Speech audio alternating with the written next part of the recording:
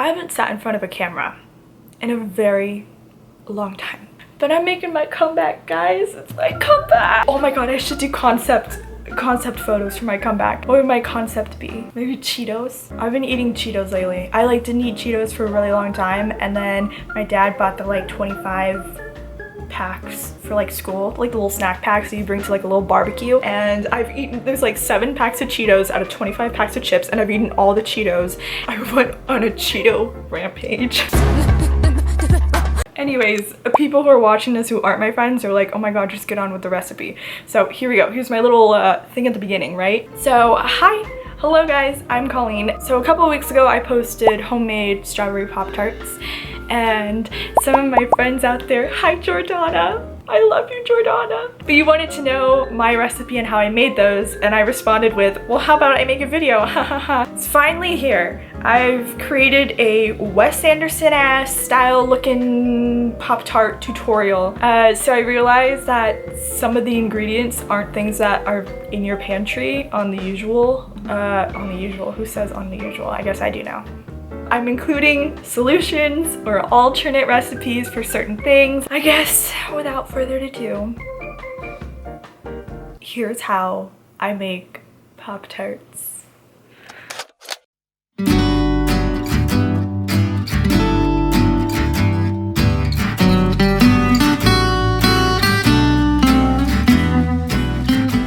So we're gonna start this recipe off with the jam filling.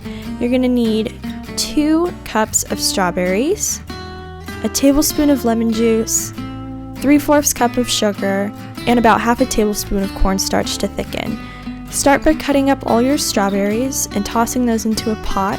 You're going to put all the other ingredients into the pot as well, and then go ahead and put that on the stove and wait for it to get to a rolling boil.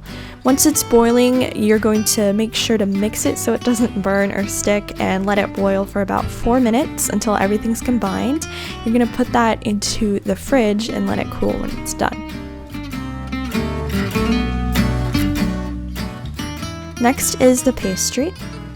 I'm just using the Pillsbury pre-made pie crust, which usually has 2 crusts per box, which means you're going to be able to get 6 Pop-Tarts out of this.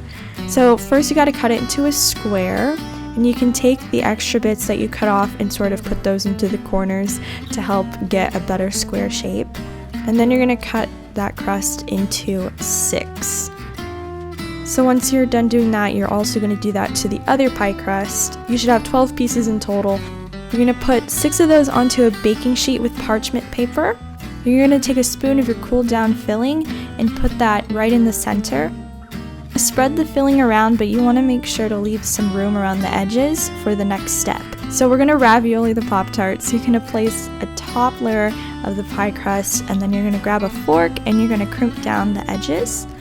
And you're also going to want to poke holes onto the top of the Pop-Tart to let some steam out while it's in the oven. So the next step is optional, but I like to put an egg whitewash on my Pop-Tarts just so that they look a little bit more shiny and pretty. You're going to toss those into the oven at 400 degrees for about 10 to 12 minutes. Make sure that your Pop-Tarts are completely cooled down before icing.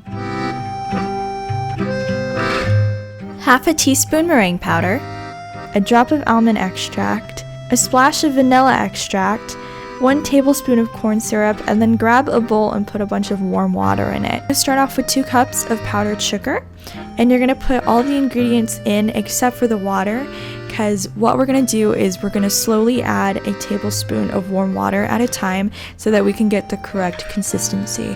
We're looking for a flooding consistency, so usually that takes about 4 to 5 tablespoons of water. You want a consistency sort of like this, where if you drag the spatula through, it takes like 6 seconds for everything to come back together. Put the frosting into some sort of piping bag, or you can even try to just spatula the frosting on there.